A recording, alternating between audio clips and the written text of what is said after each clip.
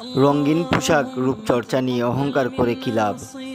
জীবনের শেষ যাত্রা সাদা কাপড়, সুরমা আর আতর ছাড়া কিছুই জুটবে না।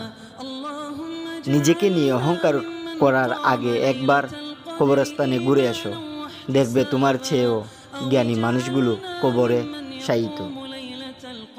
ক্ষণস্থায়ী এই জীবনে অহংকার করে কী লাভ? একদিন তো সকলকেই কবরেই চাপা পড়ে থাকতে হবে।